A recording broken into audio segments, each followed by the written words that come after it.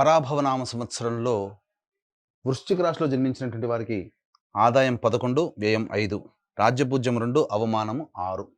ఇక గమనించుకున్నట్లయితే ప్రధానంగా పంచమ స్థానంలో శని సంచారం ఇది సాధారణమైనటువంటి మిశ్రమ ఫలితాలనే అనేటువంటిది ఇస్తారు.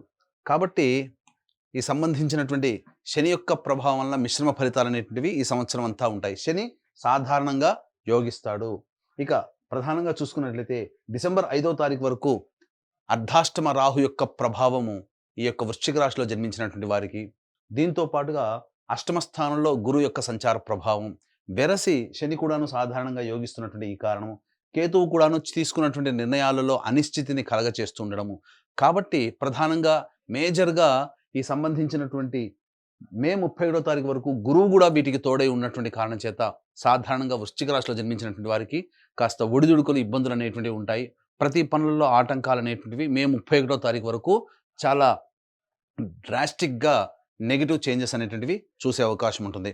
కానీ ఎప్పుడు ఒకే రకంగా ఉంటుందానంటే దీని తదనంతరం మిగతా గ్రహాల యొక్క అనుగ్రహం కూడా సంపూర్ణంగా ఉండడం వల్ల ఒక్క గురువు మాత్రమే మిమ్మల్ని రక్షిస్తాడు. గురువు అంటేనే దైవము, అలాగే పెద్దలు. కాబట్టి ఈ వృశ్చిక రాశిలో జన్మించినటువంటి స్త్రీ పురుషులు ఈ సంవత్సరంలో మీరు ఆనందంగా జీవించాలి అనంటే మీ ఇష్ట దైవానికి ఎల్లప్పుడూ దగ్గరగా ఉండే ప్రయత్నం చేయండి. ఇంకొకటి, పెద్దల ఆశీర్వచనం ఎల్లప్పుడూ తీసుకునే ప్రయత్నం, ప్రతి పనులలో తీసుకునే ప్రయత్నం చేయండి. ఇక ఈ విధంగా 2 పనులు గనక చేసినట్లయితే ఈ గ్రహాల నుంచి వచ్చేటువంటి దుష్ప్రభావం చాలా తగ్గి చిన్న చిన్న సమస్యలతో మీరు బయటపడతారని చెప్పవచ్చు. ఇక అక్టోబర్ 31 నుంచి ఇక్కడ గమనించుకున్నట్లయితే జూన్ 1వ తారీఖు నుంచి అక్టోబర్ 30వ తారీఖు వరకు గురువు కర్కాటక రాశిలో నవమ స్థానంలో సంచారం చేస్తున్నటువంటి ఈ కారణం చేత అర్ధాష్టమ రాహు దోషమైనప్పటికీ కూడా, అలాగే శని ప్రభావం అయినప్పటికీ కూడా అన్ని విధాలుగా ఈ గురువు కంట్రోల్లోకి వెళ్ళిపోయి ఆనందకరమైనటువంటి జీవితాన్ని పొందుతారని చెప్పవచ్చు.